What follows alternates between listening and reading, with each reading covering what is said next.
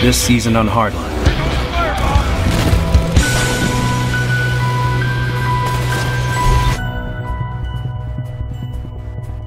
We all know the Battlefield experience, we all love it, and we wanted to add our own touch to it, and that's the cops and criminals fantasy. Suspects are armed and dangerous. I think hardcore Battlefield fans are going to like the change of pace. We had the opportunity to speed up the multiplayer and slow down the single player and add a visceral stamp to it.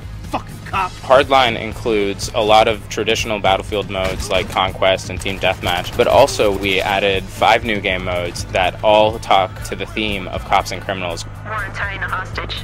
We iterated through a lot of different modes, we did a lot of different play testing, we play test our game every day. I think they're gonna try a zip line from the roof, but we can cover it if we stay on this street. I got that angle covered. They're coming up here. Price is down, price is down. Oh, I'm down, I'm down. They had an extra player. Wasn't fair.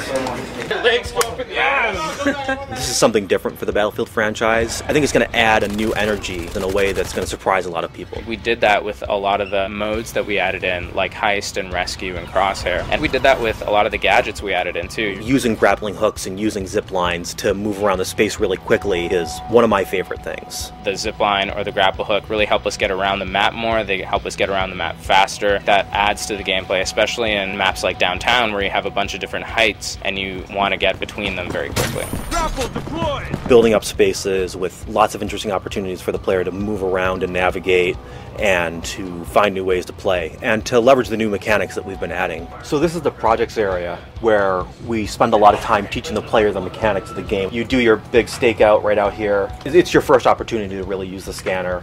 What it allows the player to do is get up to a high vantage point and look around and tag enemies and zoom in on them, get an idea of what their position is, and even eavesdrop on them. Dyson's through there. You got 5 minutes.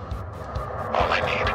In Hardline, there's always a strategic choice in any mode that you're playing. You're less inclined to run into a space and just start shooting. We've balanced the game to make it much more non-lethal. This area up here is where we teach distraction. It's not necessarily a weapon, so you don't get a targeting reticle, so we have to do a lot of things to teach them where the actual distraction shell casing is going to go. Nice. These are the spawners for the guys, and this is a process that took a long time, figuring out exactly where your partner Kai would position herself so that the player knew to move forwards and exactly where to stand to separate and take down using the distract. These really add to the fantasy of Hardline. They give a much more fight on the streets feeling to everything that's going on. And they also add to the strategy of the game because, again, using some of these non-lethal weapons can get you information that you couldn't have gotten otherwise. It was an opportunity for us to move away from the shooting gallery that a lot of modern shooters have become and give players an opportunity to slow down and think about how they're going to approach a scenario. You're going to be doing a lot of stuff in Hardline that you haven't done in Battlefield before, but I think it's going to be super cool and super fun, and it's going to feel a bit more street, it's going to feel a bit more downtown urban, but it's still going to feel Battlefield. Zach Wilson eats babies. So Ben said I like to eat babies. That's hilarious because Ben looks like a giant baby.